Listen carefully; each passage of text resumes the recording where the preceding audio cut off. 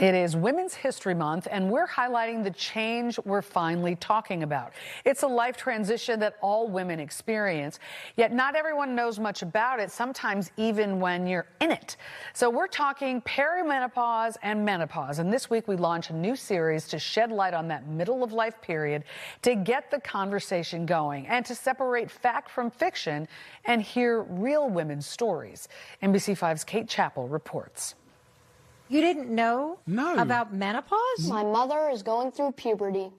Cougar puberty. Social media is abuzz with a formerly taboo topic, once only talked about socially in small circles or amongst family, but not publicly. The sometimes unpleasant and intimate details out loud, until now. Menopause is one day in a woman's life, marking 12 consecutive months without a menstrual period. Perimenopause is the transition phase leading up to that, which could be 2 to 4 years or even longer. And that's the time before menopause. Many women experience symptoms like hot flashes, night sweats, and mood swings. There is no one hallmark menopause symptom. I will see 10 to 12 different women, and each one of them have their own constellation of symptoms. In menopause, ovaries stop producing significant estrogen and progesterone. And with estrogen receptors from head to toe, the spectrum of symptoms is wide-ranging, from joint pain to hair loss, acid reflux and bloating, to osteoporosis and brain fog. What are some of the lesser-known symptoms that women experience during menopause? There can be changes in the vagina, the vulva, the bladder, and the urethra. So women complain of things like vaginal dryness,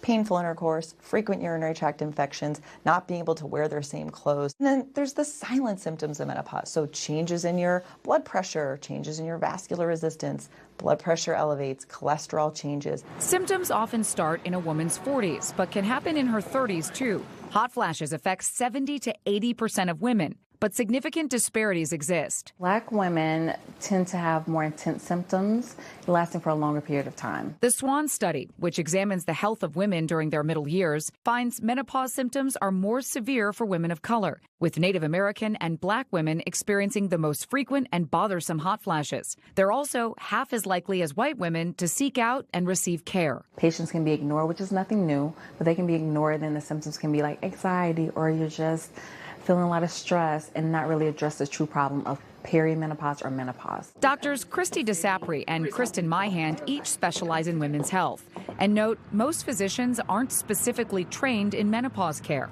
If they're not thinking that way, they might say, oh, I don't know what's going on with you. What I often see sometimes in my patient practice is some patients have been to 8, 9 doctors. Menopause sort of snuck up on me. I also feel a little bewildered, maybe a little bit lonely. 51-year-old Sarah Cassidy is a wife and mom to 3 boys. She works full-time and is now also navigating perimenopause. Why do you think it's so isolating in this stage of your life? I think that my generation is just on the cusp of starting to feel more comfortable talking about topics like these. Do you think there's a lot of women suffering in silence because it's not talked about enough? Yes, so many. And it's not, menopause is by far not the only thing that we feel so much shame as women to talk about. There's an opportunity for us, especially as female providers, to be like, yeah, let's talk about it. Let's let everyone know about it, and let's get you some care so that you can be back to yourself.